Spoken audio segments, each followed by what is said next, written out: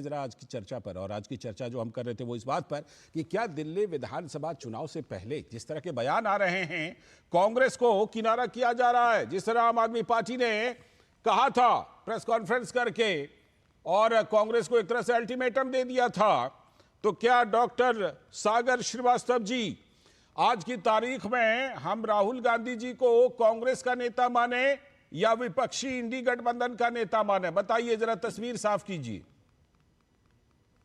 पहले तो बहुत बहुत नमस्कार और नमस्कार टू ऑल डिग्निटरीज। बीजेपी एक फ्लूक करने वाली पार्टी है, इसी के साथ मैं शुरुआत करूंगा। सबसे बड़ा समस्या का केंद्र है कि वोटर के अधिकार सुरक्षित नहीं। मेरे को थोड़ा सा समय दीजिएगा, इसकी क्रोनोलॉजी को मैं थोड़ा संक्षेप में आपको दर्शाना चाहता हूं। 2014 लोकसभा इलेक्शन में फर्रुखाबाद में बीजेपी ने यही किया था। 2678 वोट से जीते हैं, लेकिन 32,000 वोट का इन लोगों ने निष्कासन कर दिया था। ये अलीगढ़ असेंबली में आता है। ये अलीगढ़ इसमें थोड़ा सा आपको डिस्टर्ब करूं, थोड़ा डिस्टर्ब करूं, 1 मिनट लूंगा। थोड़ा सा डिस्टर्ब करता हूं, थोड़ा सा इंटरप्ट करता हूं आपको। मैं अभी बीजेपी तस्वीर में कहीं है नहीं सागर जी, अभी हमने बीजेपी को कहीं तस्वीर में नहीं लाया है। अभी हम बात कर रहे हैं आपके इंडी गठबंधन के सहयोगी दलों की। बताइए, आप बताइए। देखिए, अगर मेरे जवाब में आपका अपने सवाल का जवाब का हल आप जरूर देखेंगे। जी जी। मेरा बस ये कहना है कि जो सरकारी वितरण है, जिसको सैलरी कहते हैं, उस सैलरी के पीछे एक दबाव डाला जा रहा है। आप इसको देखिए, ये मेरठ में भी चल रहा है।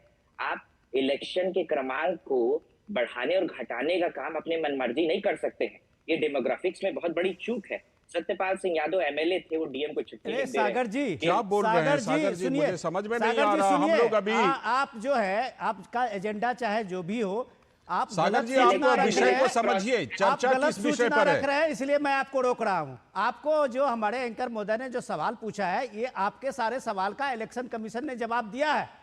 तो चुनाव आयोग के सीईसी के जवाब के बाद अगर आप संतुष्ट नहीं है तो आप चुनाव आयोग से पूछिए, और इसका जवाब आप चाहते हैं कि आपको एंकर दे दे, प्रवक्ता दे दे। क्या बात करते हैं सागर जी?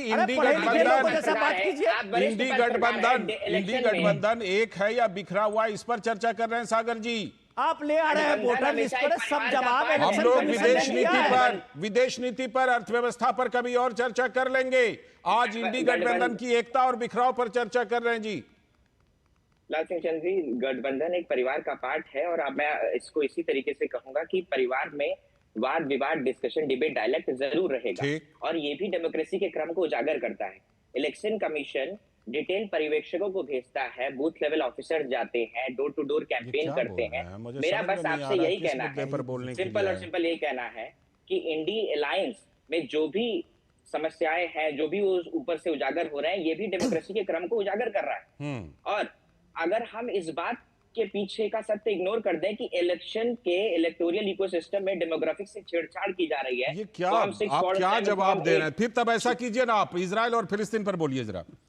इजराइल और फिलिस्तीन पर बोलिए, पूरा जो विवाद है उसके इतिहास पर जरा बोलिए। आप 10 मिनट टाइम देते हैं आपको, बोलिए उस पर। देखिए लालचंद जी, देखिए, अगर हम मेन मुद्दा नहीं समझेंगे कि address change, deletion, duplicate entry, क्या मतलब उस पर जिस दिन चर्चा होगी खूब बोलिएगा सागर जी। मैं कह रहा हूं उस पर जिस दिन चर्चा करेंगे, हम लोगों ने ईवीएम के सवाल पर, चुनाव आयोग के सवाल पर चर्चा किए हैं। आपकी पार्टी के समर्थक या प्रवक्ता आते हैं, बोलते हैं। मैं कह रहा हूं आज जो हमारी चर्चा है उस पर बोलिए ना। आप मेरे से क्या जानना चाह रहे हैं? आपसे जो जानना चाहते हैं वो तो एकदम बिल्कुल क्रिस्टल क्लियर मैंने पूछा है। मैंने पूछा कि आज की तारीख में राहुल गांधी जी को कांग्रेस का नेता माने या इंडी गठबंधन का नेता माने? इससे ज्यादा साफ करके क्या सवाल पूछूं, बताइए। ये तो बड़ा वैज्ञानिक बात हुआ एंकर महोदय। जब एलओपी वो चुने जा चुके हैं जी, तो ये तो बड़ा सुनिश्चित है, और पारिवारिक द्वंद तो हमेशा रहेगा। ये उस क्रम के सुचारू रूप से उसकी गतिविधि को दिखा रहा ना कि भाई डिस्कशन, डिबेट, डायलेक्ट की लड़ाई हमेशा जारी है। आप अपने घरेलू मुद्दों में भी, क्या आपके मत में सारे लोग हमेशा आपके साथ रहते हैं? ये आपकी चॉइस है, आप इस पर नहीं बोलना चाह रहे हैं, ठीक है, ये आपकी चॉइस है। मैं आपके पसंद का सम्मान करता हूँ, आपके पसंद का सम्मान करता हूं मैं, लेकिन मैं ये कह रहा हूं कि जिस समय आपसे संपर्क किया गया होगा कि आपको इस चर्चा में आना है और बोलना है, उस समय मुझे पूरा 100% विश्वास है कि आपको विषय बताया गया होगा कि आज का विषय क्या है। ठीक है, मैं लौटता हूं आपके पास, मैं लौटता हूं। जरा मुझे शुभेंदु अवस्थी जी को शामिल करने दीजिए। शुभेंदु अवस्थी जी, नमस्कार। नमस्कार। ये बताएं कि ये इनके जो सहयोगियों के बयान आ रहे हैं, आप तो ये उम्मीद कर रहे थे कि भाई तिकोना लड़ाई हो, कांग्रेस भी थोड़ी मजबूत हो तो शायद आपको ज्यादा फायदा दिल्ली में हो, लेकिन अब जिस तरह से बाकी सहयोगी दल अरविंद केजरीवाल के पीछे खड़े हो रहे हैं, इससे तो ये जो आपकी उम्मीद थी इस पर कुछ धक्का लगेगा क्या? नहीं, मैं अपना पहला सेंटेंस ये बोलना चाहता हूं कि ये जो इंडी गठबंधन है, कभी मौसेरे भाई होते हैं तो कभी सौतेले हो जाते हैं। अभी लोकसभा में कांग्रेस और आम आदमी पार्टी मौसेरे भाई थे, आजकल सौतेले चल रहे हैं। जिस गठबंधनों ने आम आदमी पार्टी को सपोर्ट किया है, चाहे अखिलेश यादव जी हो, चाहे ममता जी हो, या फिर शिवसेना के कुछ लोग बोल रहे हैं, उनका दिल्ली में कोई वजूद नहीं है।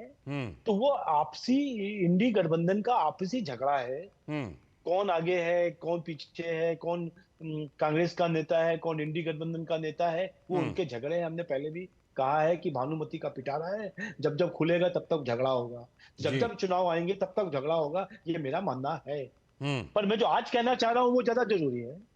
बोलिए। कि जब जिसको जहां जैसा फायदा होता है वैसा लेता है। उनको लगा कि हम लोकसभा के चुनाव में मिलकर लड़ेंगे तो मोदी जी को हरा देंगे, बहुत सारे गीदड़ इकट्ठा हुए और बोले कि शेर को हरा देते हैं। तो लोकसभा चुनाव में तो आपको नुकसान पहुंचा गए ना वो लोग? नुकसान आप रिश्तेदारी तो आप भी निभाए ना।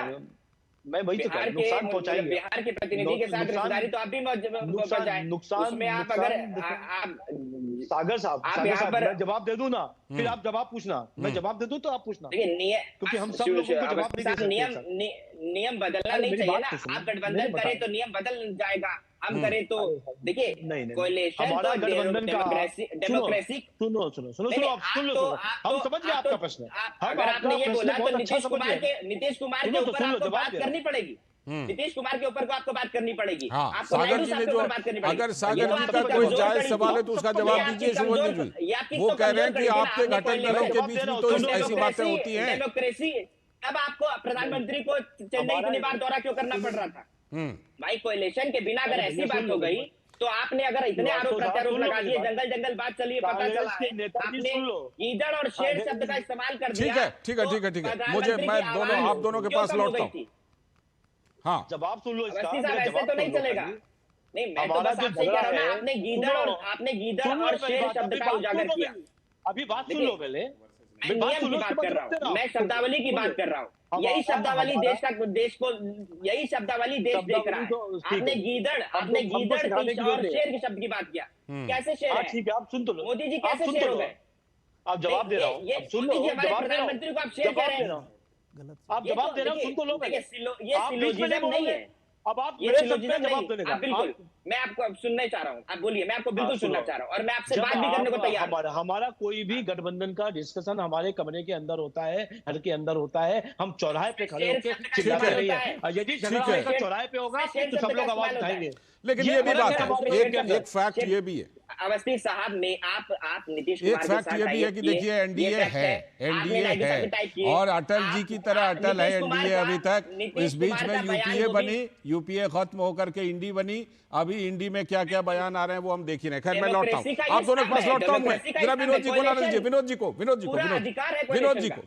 विनोद जी खासतौर पर उमर अब्दुल्ला का बयान, तेजस्वी यादव का बयान क्या इशारा कर रहा है? देखिए सागर जी तो नहीं कह रहे हैं, लेकिन हम ये मान के चलें कि अब इंडी नहीं है। सागर जी पहले आपको मैं सागर जी बहुत ज्ञान का भंडार लेके आए हैं, कम से कम सुनिए। आपके बीजेपी प्रवक्ता ने बहुत ध्यान से आपकी बात सुनी थी, आपको भी कायदे से उनकी बात सुननी चाहिए थी। एक तो इस डिसिप्लिन को आप मेंटेन कीजिए। दूसरी बात मैं जो आपको कह रहा हूं कि आपके दोनों तस्वीर आपके सामने में है। कल आपने पीएम मोदी का रोड शो देखा होगा आंध्र प्रदेश, बिल्कुल विशाखापट्टनम, और विशाखापट्टनम का उस रोड शो को एक बार झांक भी लीजिए, कम से कम तब पता चलेगा एनडीए क्या है और इंडिया गठबंधन क्या है।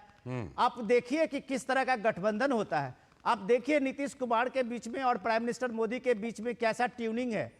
ये सवाल जब आप देखेंगे, ये सब जब आप समझेंगे, तब आपको इंडिया गठबंधन दिखेगा और तब आपको ये बात समझ में आएगी कि इंडिया गठबंधन में ये रार क्यों है। आप समझने की कोशिश कीजिए कि कांग्रेस की आखिर ये मजबूरी क्या है कि मिल्कीपुर में अभी विधानसभा के उपचुनाव होने हैं। कांग्रेस के सारे नेता, पार्टी अध्यक्ष, प्रवक्ता जोर जोर से चिल्ला के कह रहे हैं कि मेरा समर्थन पूरा सपा के है। सपा ने मांगने गया था आपसे, अभी तक एक प्रतिक्रिया नहीं दी सपा ने। आपने सपा ने कभी कहा था कि हमें समर्थन दो? नहीं आया सपा और का इस वही पर। सपा है जो दिल्ली में आके कह रही है कि कांग्रेस को हराओ और आप यूपी में कह रहे हैं कि सपा को जिताओ। ये मजबूरी जो आपकी है, ये मजबूरी इसलिए है कि आपके जितने रीजनल पार्टियां हैं उनका वजूद कांग्रेस के ही सोशल बेस पे है और कांग्रेस के ही वो वोट बैंक पे है। जिस वोट बैंक की इस लड़ाई में न ममता बनर्जी कभी आपको शेयर देगी और ये संजय सिंह हो या आम आदमी पार्टी केजरीवाल हो, हर लोग जानता है कि कांग्रेस पार्टी की नजर कहां है। आप उसके वोट बैंक जो उसने बनाया है, आपकी नजर उस पे है, वो आपको लेने नहीं देगी। आप जिस बात को कह रहे हैं कि बड़ी मीठी मीठी चीजों से बता रहे हैं लोगों को, मत भरमाइए। ये सारे गठबंधन, चाहे आरजेडी हो, सपा हो, ये सारे गठबंधन का सिर्फ व सिर्फ लड़ाई वोट बैंक को लेकर, मुझे तो और वोट बैंक के कारण ही ये इतना विक्रम पेच है। बिल्कुल, ये जो एक जुगाड़ का गठबंधन, इंडिया गठबंधन था, वो उसकी फिलॉसफी चट्टानी एकता की, वो इस फिलॉसफी जो थी उसको तार तार कर दिया है। इस दौर में ये बात मुझे ऐसा लगता है सागर जी कहीं आपके सहयोगियों ने प्रधानमंत्री की उस बात को गंभीरता से तो नहीं ले लिया है कि कांग्रेस पार्टी परजीवी पार्टी है, कांग्रेस पार्टी परजीवी पार्टी है, तो कहीं आपके साथियों ने ये तो नहीं सोच लिया कि ये तो हमारे ऊपर ही जिंदा है, जैसे हम चाहें घुमाएं, और अभी आपको दिल्ली में भी घुमा रहे हैं। उम्र के सिलसिले में मैं आप लोगों की उम्र के जोड़ का एवरेज का भी एवरेज हूँ। और मिश्र जी, बस मैं इतना ही बोलूंगा कि इस विधि में आपको मेरे साथ रहना था, लेकिन छोटा हूं, लेकिन आप तीनों से मुकाबले में पूरी कोशिश करूंगा। मेरा आपसे ये कहना है कि एनडीए शब्द का एवरेज कितना निकल रहा था इलेक्शन के बाद? नहीं है कोई। और देखिए, ये वही वाली बात है ना, एनडीए शब्द का जब आप एवरेज नहीं दे रहे थे और उसके बाद फिर आपने एनडीए शब्द उजागर करना शुरू कर दिया। आप मेरे को पृष्ठभूमि में बताएं कि नीतीश कुमार के साथ जो एसोसिएशन था, जो नायडू साहब के साथ एसोसिएशन था, वो कितनी बार मैनिफेस्टेड था? ये तो जवाब दे रहे थे ना, वो ये तो जवाब दिया उन्होंने शुभेंदु जी। मैं अगर डेमोक्रेसी पूरी हमें अधिकार देता है कोलिशन का, और इसमें कोई गलत बात नहीं है। आपने कोलिशन बनाया तो आपने शब्दावली का चयन बड़े सुनहरे अक्षरों में किया, और जब हमने कोलिशन बनाया तो गीदड़ और शेर जैसे शब्दावली का इस्तेमाल किया।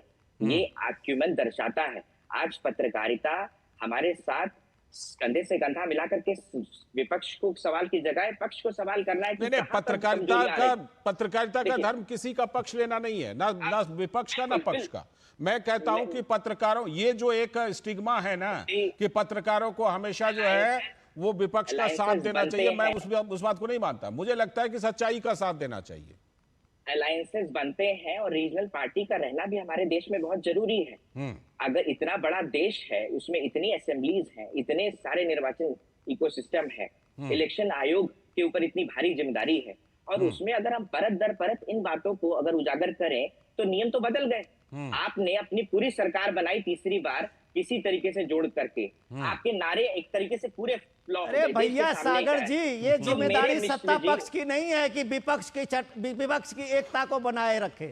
ये जिम्मेदारी जिनकी है वो फ्लॉप कर गए हैं। आप शुभेंदु जी इसका जवाब देंगे बेहतर। बिल्कुल शुभेंदु जी दीजिए जवाब। जा रहे हैं, शुभेंदु जी दीजिए जवाब। मिश्र जी बस एक मिनट, तो ये भी आप नहीं भाई, आपका कोई तर्क ही नहीं है। शुभेंदु जी बिना तर्क की बात करते हैं। शुभेंदु जी आप एनडीए की व्यवस्था संभालने के साथ अब वो उम्मीद कर रहे हैं कि आप इंडी की भी व्यवस्था संभालिए, इंडी वाले भी एकजुट रहे हैं, ये भी आप ही को तय करना है क्या? अब सब हम ही करेंगे तो फिर ये क्या करेंगे? भाई आप सागर जी, जो आपको प्रश्न पूछा जा रहा है उसका जवाब से दूर दूर तक आप नहीं आ रहे हो। पहला प्रश्न है कि अपना घर संभाल के आपको रखना चाहिए। मैं तो सिंपल बोला, शेर कौन और गीदड़ कौन है, बस उसी पे बोला था मैंने। चलो कोई बात नहीं, ठीक है। अच्छा, शेर और गीदड़ को हटाइए, अब गंभीर चर्चा पर आ जाइए। मैं ये कह रहा हूँ कि आपका यदि घर में कोई झगड़ा है और आपके घर के कमरे से बाहर आवाज नहीं जा रही है तो कोई भी आप पर उंगली नहीं उठाएगा। आपके जो डिस्कशन होते हैं कमरे के अंदर बंद होते हैं और फिर तय होके कुछ समझौता होता है, बाहर निकल जाता है, इसको गठबंधन कहते हैं। पर आप झगड़ा यदि रोड पे करो, चौराहे पे करो, चिल्लाओ, एक दूसरे को गाली दो, तुम किस तरफ हो, हम किस तरफ है, तो मोहल्ले वाले उंगली उठाएंगे ही, और हम तो उठाएंगे ही, हम तो आपके विपक्ष में हैं। तो मेरा नहीं, आप बीच में मत बोलो, बीच में मत बोलो, आप अफसोस तो जताते रहना, डिबेट के बाद अफसोस जताना आप। मैं खाली ये कह रहा हूँ कि आपको अपने घर में समझौता करना चाहिए, जोड़ के रखना चाहिए, एक विचार करना चाहिए। हमने बहुत पहला सेंटेंस बोला था कि कभी आप मौसेरे भाई हो जाते हो, कभी सौतेले भाई हो जाते हो। ऐसा क्या है? आपने 6 महीने पहले दिल्ली के अंदर गले में गला हाथ डालकर आपने अपनी सीटें मिलाकर कांग्रेस की गाड़ी में गए थे अरविंद केजरीवाल प्रचार करने के लिए कन्हैया कुमार के लिए, याद है हमें? 6 महीने में, अभी 6 महीने बाद क्या हो गया? कांग्रेस की गाड़ी में बैठकर गए थे अरविंद केजरीवाल। तो नीतीश कुमार जी ने छोड़ने के बाद क्या क्या बयान दिया था और नीतीश कुमार के लिए क्या क्या बयान दिया गया था? अरे आपको समय दिया जाएगा बोलने के लिए, मैं कह रहा हूँ, मेरी बात हो जाए फिर आप बोलते रहना। मेरा ये कहना है कि दिल्ली की जनता जिसने 6 महीने पहले ये देखा कि गले में हाथ डाल के ये घूम रहे थे अरविंद केजरीवाल और कांग्रेसी नेता, आज एक दूसरे को गाली दे रहे हैं। आज क्या कह रहे हैं कांग्रेसी लोग कि आम आदमी पार्टी भाजपा की बी पार्टी है, और यही आम आदमी पार्टी कह रही है कि ये भाजपा की जो कांग्रेस है ये बी पार्टी है। तो कम से कम ये बात तो पक्की हो गई कि बीजेपी ए पार्टी है। सागर जी कुछ तो आपको फैसला करना होगा इन पार्टियों को लेकर कि कितना आप झुकेंगे या नहीं झुकेंगे, कहां झुकेंगे नहीं झुकेंगे। देखिए बंगाल गया, बिहार गया, उत्तर प्रदेश गया, अब दिल्ली में भी आपको दबाने की कोशिश हो रही है इस तरह से। सिंह साहब, डिस्कशन डिबेट डायलेक्ट बंद कमरों में ही नहीं सुनिश्चित होता है, और इसी से ये क्रमांक जाहिर होता है कि डेमोक्रेसी जिंदा है।